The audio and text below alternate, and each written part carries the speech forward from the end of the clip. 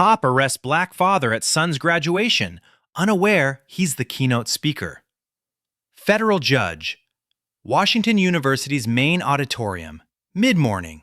A black man in his early 50s, Judge Marcus Thompson, was doing something that should have been simple, walking toward his son's college graduation ceremony.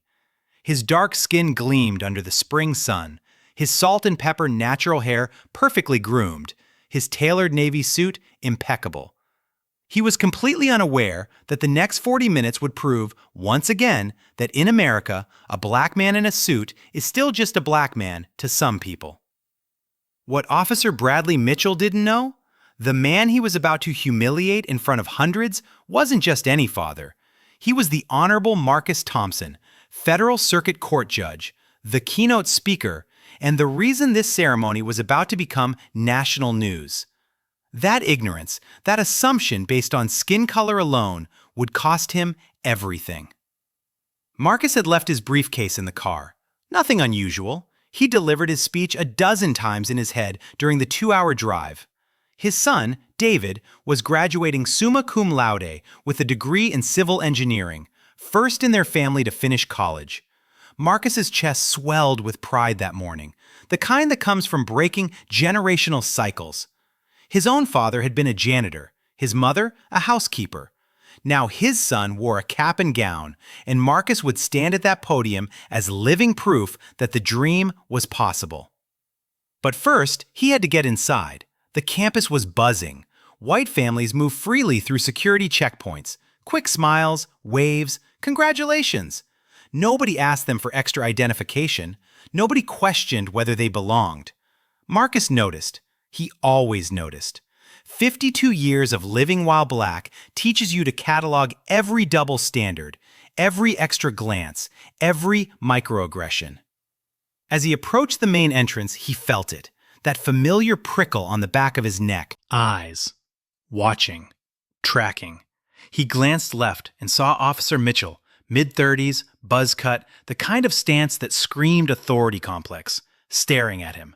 Not at the white family walking in behind Marcus, not at the group of Asian students laughing near the fountain, just him. Marcus exhaled slowly. Not today. Please, not today. He reached for his VIP pass, the lanyard marking him as a distinguished guest and keynote speaker. But he'd left it in the car with his briefcase. Simple mistake, the kind white people make all the time without consequence. "Excuse me." Officer Mitchell's voice cut through the crowd. "Sir, stop right there." Marcus stopped. Of course he did. He'd given his own son the talk years ago. When police approach you, hands visible, no sudden movements, comply completely. Your life depends on it. He'd attended too many funerals of black men who didn't get the chance to comply. "Can I help you, officer?" Marcus kept his voice level, professional, code switched into what his wife called his white voice, the one that made white people comfortable, the one that said, "I'm not a threat." "ID. Now." No please, no explanation. Marcus reached slowly for his wallet, narrating each movement. "I'm reaching for my wallet in my inside jacket pocket. Learned behavior, survival tactics, things white people never have to think about." He handed over his driver's license. Officer Mitchell studied it like he was deciphering ancient hieroglyphics, squinted at Marcus's face. Back to the ID, back to Marcus. "What are you doing here?" The question dripped with suspicion. "My son is graduating today. I'm also— You got a ticket? Invitation?" "It's in my car. I'm actually speaking today." "Uh-huh." Officer Mitchell's hand drifted toward his belt. "Got a lot of people trying to sneak into these events. Need to see proof you're supposed to be here." Behind Marcus, a white couple walked past without being stopped. No ID check, no interrogation. The man wasn't even wearing a suit. Cargo shorts and a polo, waved right through. Here we go again, Marcus thought. If you're a black person watching this, you already know where this is going, don't you? How many times have you been the only one questioned, the only one asked for extra proof, the only one treated like you're trespassing in spaces you've earned the right to occupy?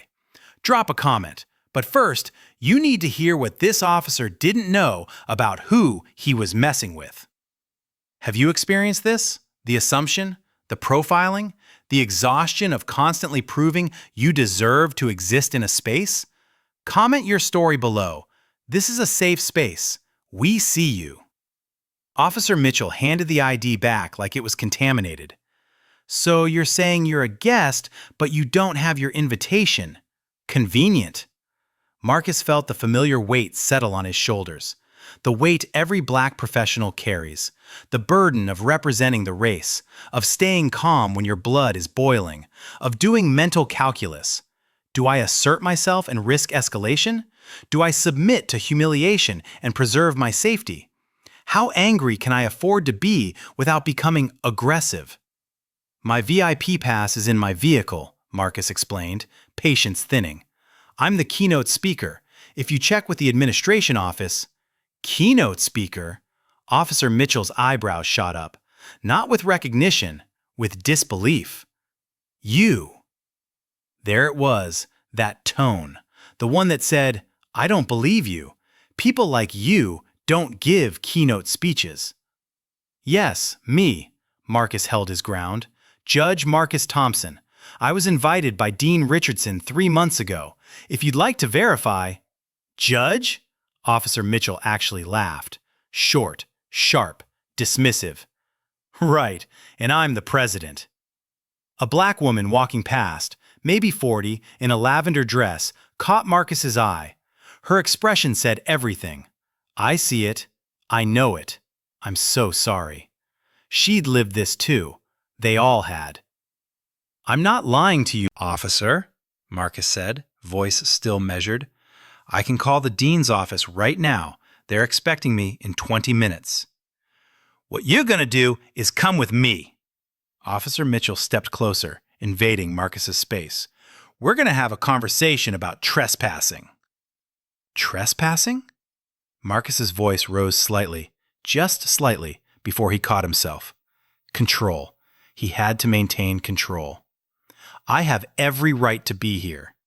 You got no invitation, no proof, and you're getting agitated. Officer Mitchell's hand rested on his handcuffs now. That's not helping your case. My case, Marcus thought. I'm the one on trial now? He noticed phones coming out, students recording, white families awkwardly looking away, the kind of complicit silence that made racism possible. They saw. They knew this was wrong. But speaking up? That might make them uncomfortable. I'm not agitated, Marcus said, enunciating each word carefully. I'm a father trying to attend his son's graduation. I'm a guest speaker doing my job, and I'm being treated like a criminal for existing in this space.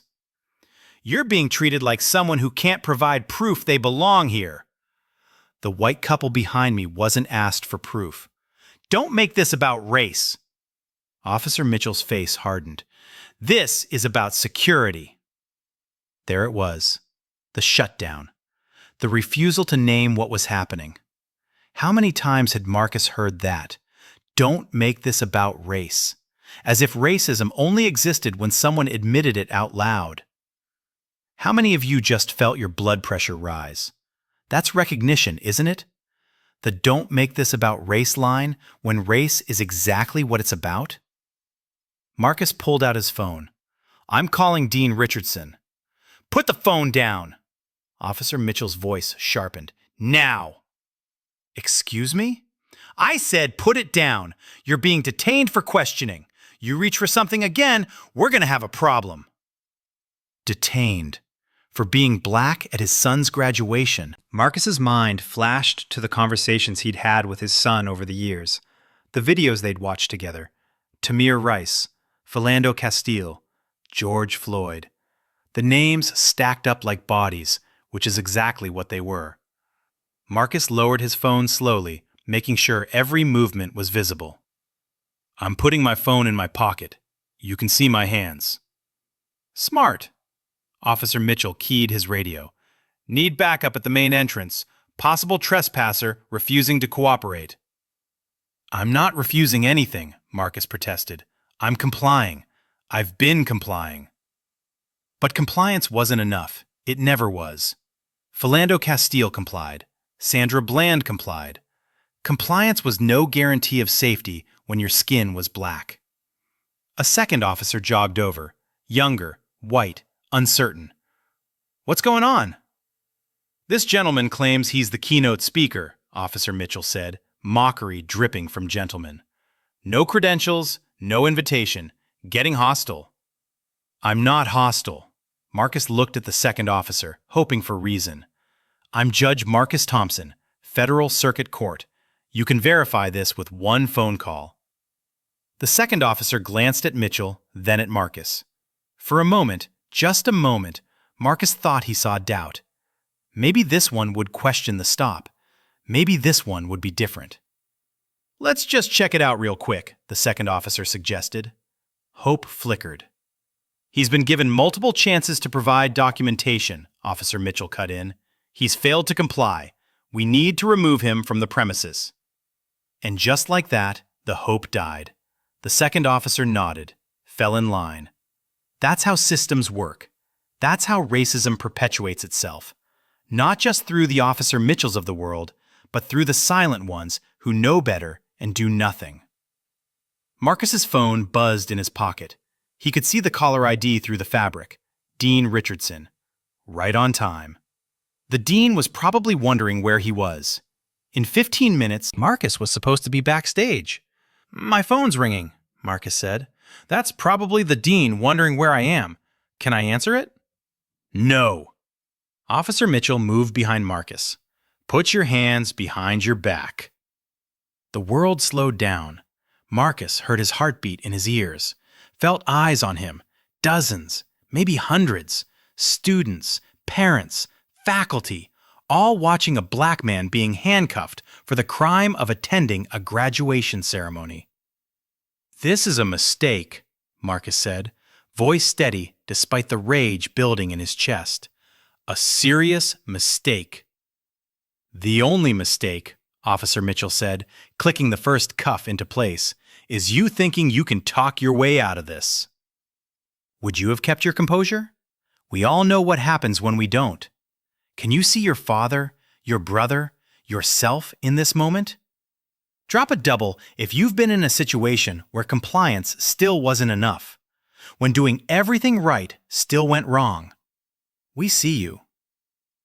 The metal bit into Marcus's wrists. Not tight enough to leave marks. Officer Mitchell knew that trick, but tight enough to remind Marcus of his place. That's what this was really about. Not security, not protocol, putting a black man in his place.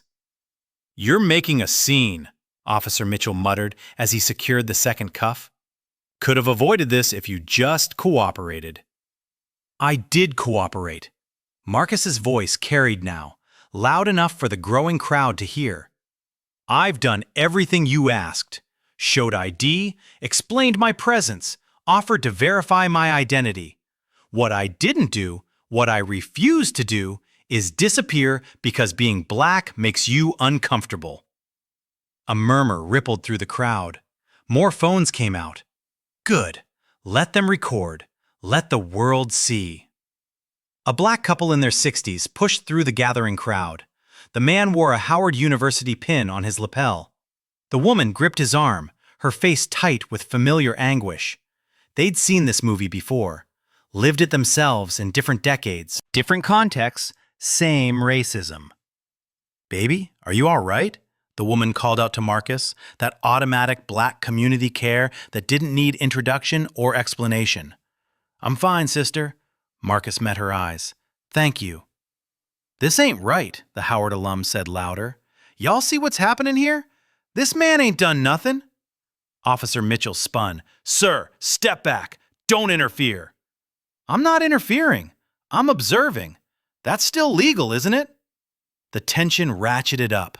Now it wasn't just Marcus on trial. It was any black person who dared to witness and name the injustice.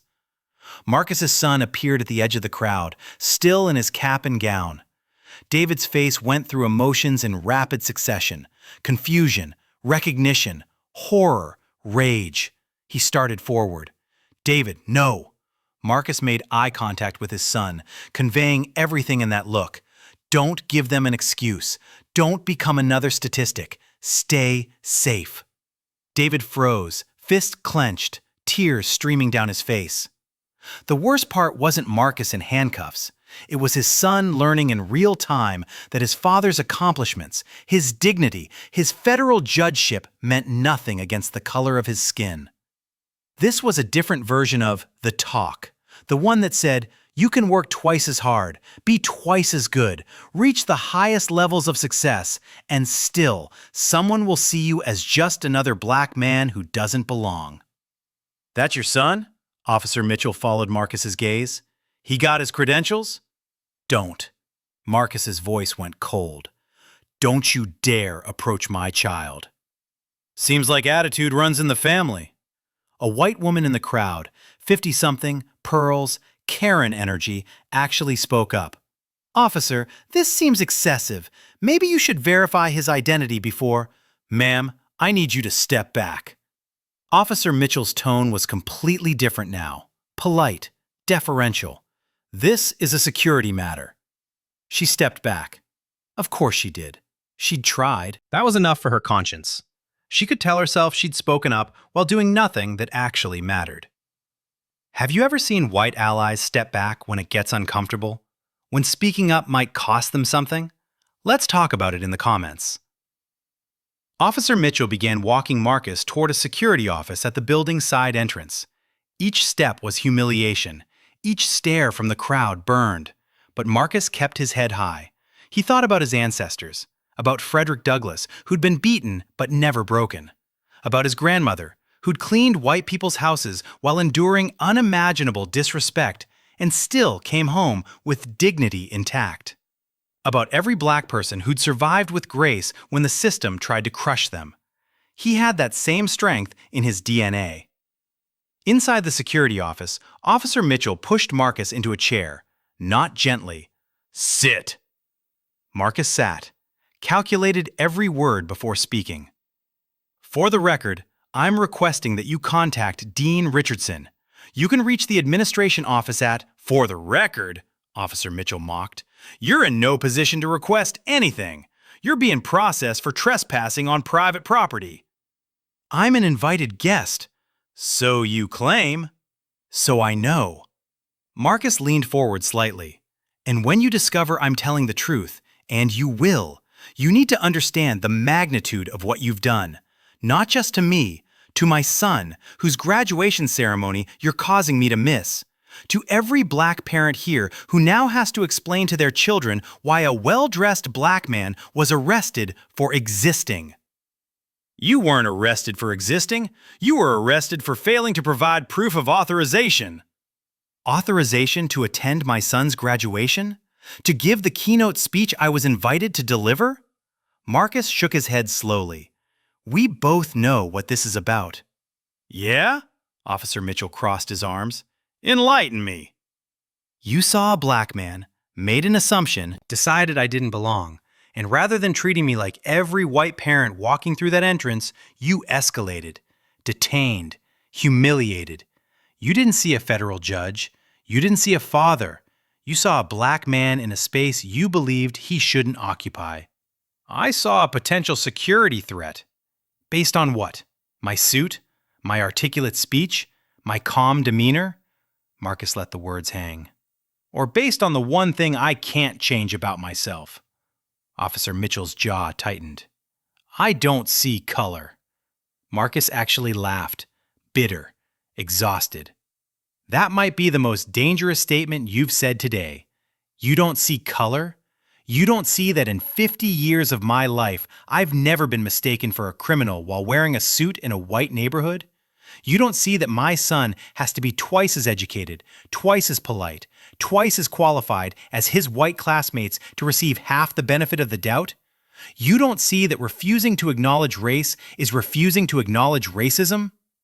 I'm done having this conversation. Officer Mitchell turned to his computer. Gonna run your ID. If you've got warrants, I'm a federal judge. Marcus's patience evaporated. I don't have warrants. What I have is a law degree from Yale, 15 years on the bench, a lifetime of public service, and a son out there wondering why his father is being treated like a criminal on what should be the proudest day of his life. When was the last time you had to defend your right to exist in a space you'd earned? Comment below. The computer screen loaded slowly. Officer Mitchell typed Marcus's information with 2 fingers, hunt and peck style. Behind them, the second officer shifted uncomfortably by the door. The office felt smaller by the minute, air thick with tension. Marcus's mind went to the speech he'd prepared, the one in his briefcase, the one he'd written specifically for this moment, for these graduates, for his son. He'd planned to talk about resilience, about how his father's calloused hands had built the foundation for Marcus's legal career, about breaking barriers while carrying the weight of those who came before.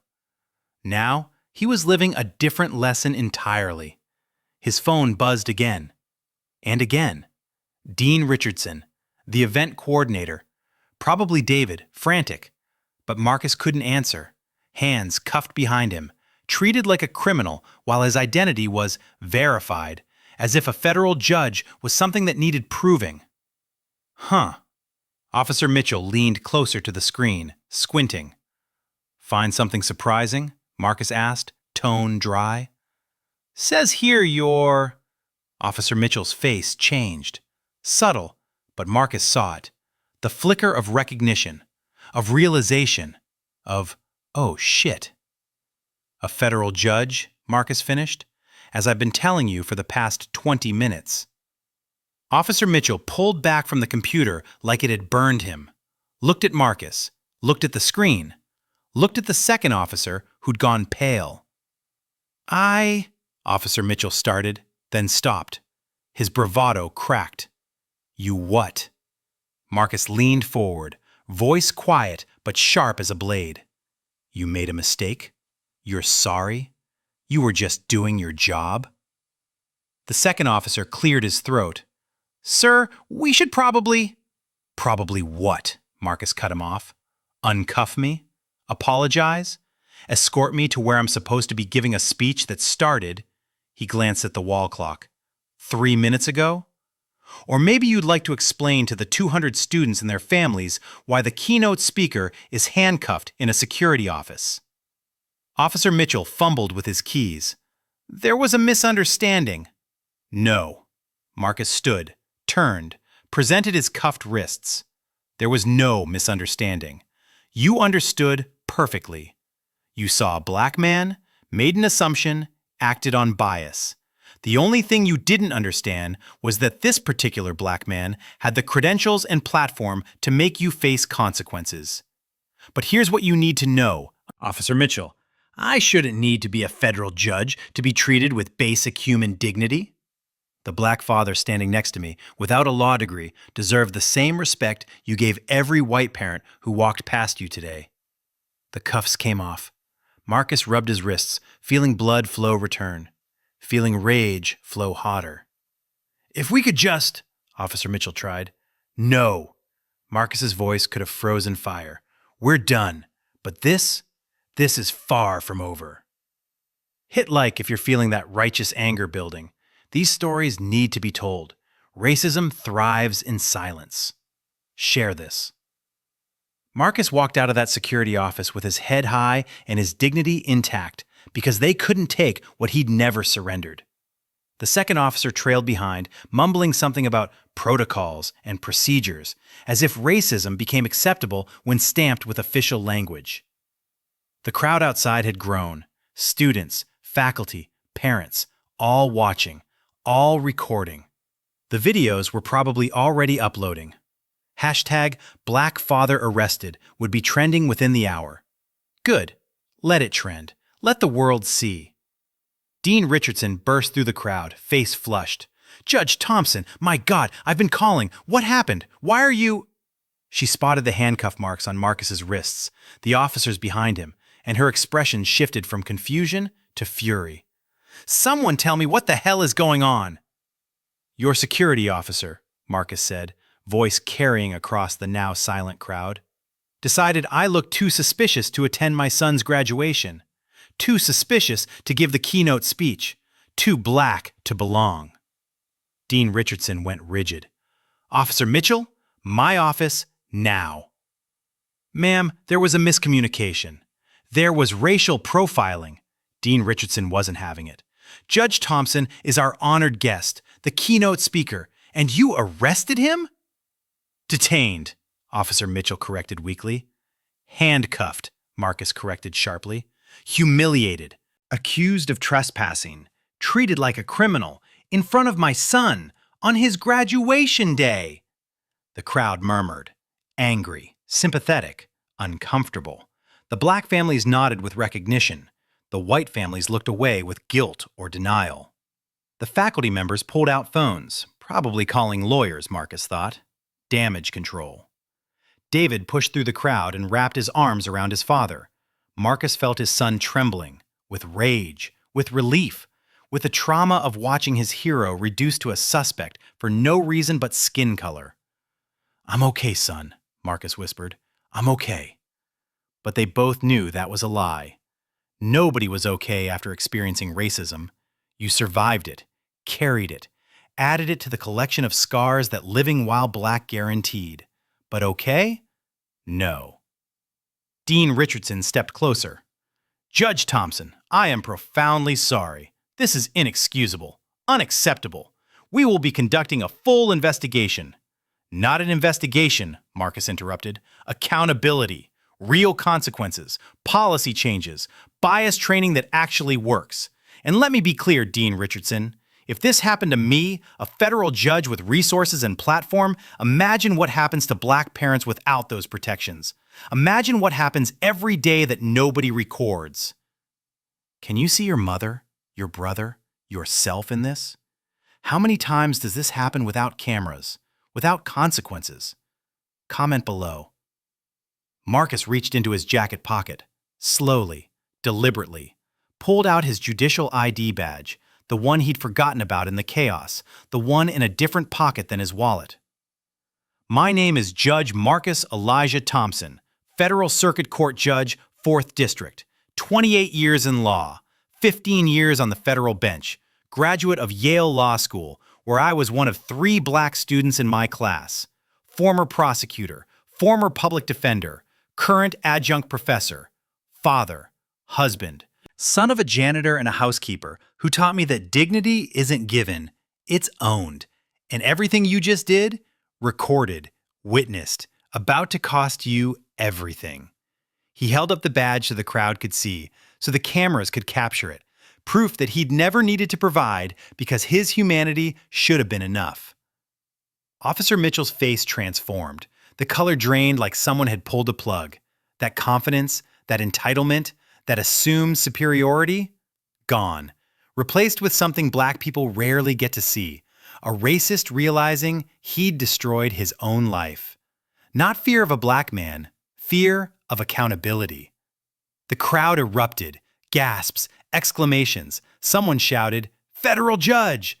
Others pulled out phones, typing frantically, sending messages, posting videos.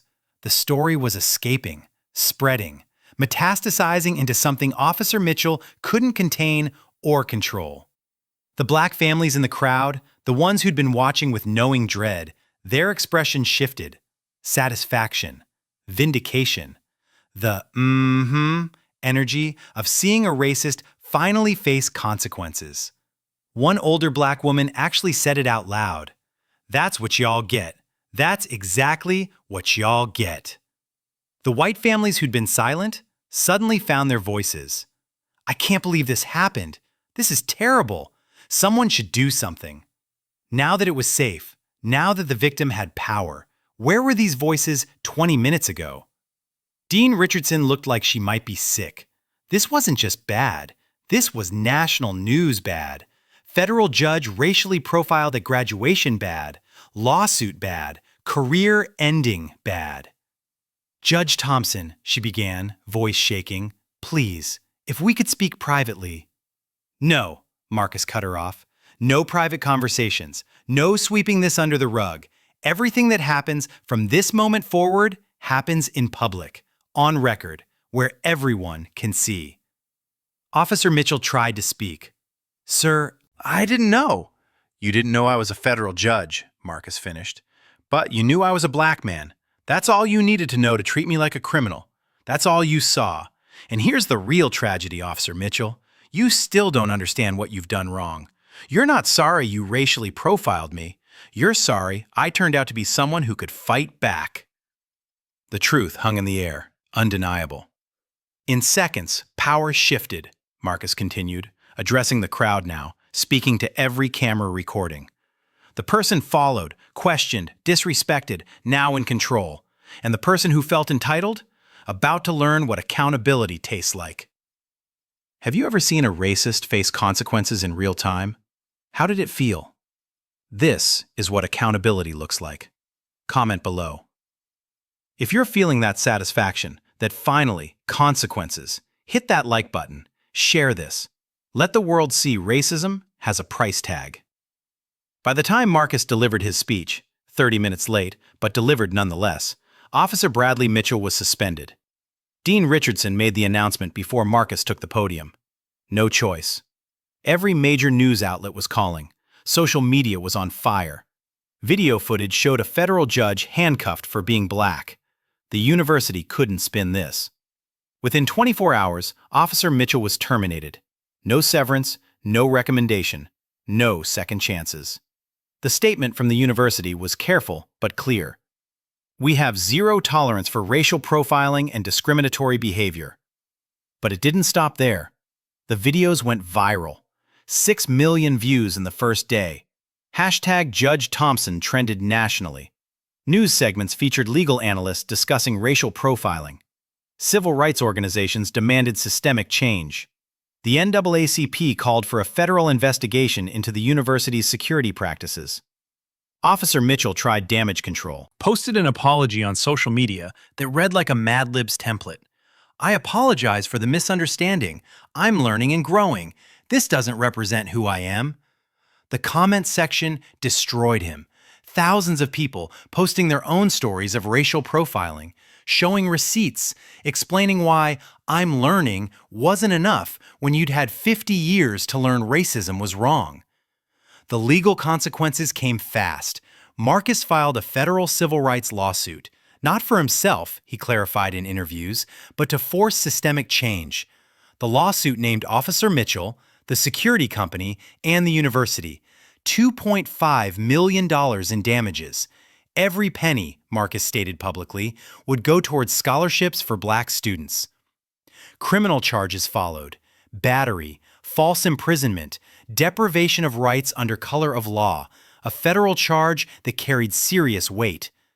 Officer Mitchell's "I was just doing my job" defense crumbled in discovery when his history emerged. 17 complaints of racial profiling over 5 years, all dismissed, all buried, until now. His wife left him, filed for divorce citing irreconcilable differences, but everyone knew the real reason. Being married to a nationally known racist came with consequences. His church asked him to leave. His friends stopped calling. His name became synonymous with everything wrong with policing in America.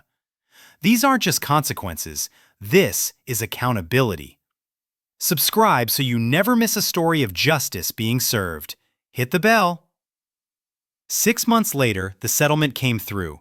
The university paid Marcus $3.2 million, more than the initial demand. Marcus kept none of it. True to his word, every cent went to the Marcus Thompson Scholarship Fund for black students pursuing law. The first 15 recipients were announced at a press conference. All children of janitors, housekeepers, factory workers, just like Marcus had been. Officer Mitchell? He couldn't find work. Every background check revealed his name attached to federal civil rights violations. Security companies wouldn't touch him. He tried to leave the state, but the internet doesn't forget. Wherever he went, the videos followed. He'd become a cautionary tale, a case study in bias training sessions, the answer to what happens when racism meets accountability. The other security guard, the one who stood silent, was fired too. Turns out complicity has consequences. The university's entire security apparatus was restructured. New leadership, mandatory bias training, independent oversight committee with community representation, real changes, not diversity theater. Other victims came forward. Black parents who'd been followed on campus, Black faculty members questioned in their own buildings, Black students asked for ID in common spaces while white students walked freely. The pattern was undeniable. The university faced 7 additional lawsuits, settled every one. Industry-wide changes rippled outward. Universities across the country revised security protocols. Several institutions severed contracts with companies that employed officers with discrimination complaints. It wasn't enough. Systems built on racism don't crumble overnight, but it was something. It was Marcus's pain transforming into policy. When reporters asked Marcus how he felt, he didn't gloat. That's not who he is, not who we are. "I'm tired," he told CNN. "Tired of proving I deserve to exist in spaces I've earned. Tired of mental gymnastics. Speak up and risk violence, or stay silent and accept disrespect. Tired of the fact that I'll have to have the talk with my grandchildren. Tired of adding names to the list of Black people who didn't survive encounters like mine." He paused, collected himself. "But I'm not angry at Officer Mitchell. I'm angry at the system that made him feel entitled. I'm angry this happens every day to people without resources or platform. I'm angry we're still fighting for basic dignity in 2024. But I'm hopeful, because accountability changes behavior. If my experience prevents this from happening to one other Black person, it was worth it." The interviewer noted that Marcus shouldn't have needed to be a federal judge to receive respect. "Exactly," Marcus agreed. "That's exactly the point. Every Black person deserves dignity, period. Not because of credentials or accomplishments, because we're human. That should be enough. That has to be enough." David Thompson graduated summa cum laude, as planned, gave an impromptu speech at the ceremony about his father's grace under pressure, about dignity in the face of injustice, about the exhaustion of being Black in America and the strength it requires. He's in law school now, following his father's footsteps. But Marcus tells him, "Don't do this to prove anything. Do this because justice matters, and we've got work to do." Officer Mitchell is working construction, claiming he's the real victim of cancel culture. Still hasn't acknowledged what he did was racism. Still doesn't understand. Some people never learn. But the consequences? Those they understand just fine. Do you think the punishment fit the crime? Or should there have been more? What would you have done? Let's discuss in comments, respectfully. CTA, these stories matter because they're real. They happen every day to Black people in America. Subscribe so you never miss a story. Hit the bell. Join a community that refuses to let racism go unchecked. We're building accountability, one story at a time. Here's what I want you to remember. Racism isn't just burning crosses and racial slurs. It's the assumption that a Black person doesn't belong. It's the extra scrutiny. It's being questioned in spaces white people occupy without thought. It's microaggressions that pile up until you can't breathe. It's death by 1,000 assumptions. Marcus Thompson was lucky. He had credentials that forced accountability. He had a platform that amplified his voice. He survived an encounter that has killed other Black men for less. But here's the truth that should haunt every viewer. Marcus shouldn't have needed to be a federal judge to be treated with respect. The Black father without a law degree standing next to him deserved the same dignity. The Black mother shopping in that store. The Black teenager walking through that neighborhood. The Black child playing in that park. Every single one deserves respect. For Black people watching, I see you. I see your exhaustion, the code switching, the respectability politics, the constant proving, the fear every time your child leaves the house, the relief every time they come home safe. You deserve better. You deserve to exist without justifying your existence. You deserve to breathe. For everyone else, don't be Officer Mitchell. Don't enable them. Don't be the silent witness who looks away when it's uncomfortable. Don't wait until the victim has credentials to care. Be better. Speak up. Act. Because underestimating Black people, that's a mistake you can't afford to make. Treating us as less than human, that's a mistake with consequences. Because in 2024, racism comes with receipts and accountability. Next video. Karen calls cops on Black woman breaking into her own Tesla. She's the CEO of the car company. You won't believe how this ends. Hit subscribe, turn on notifications. These stories need to be told, and we're just getting started.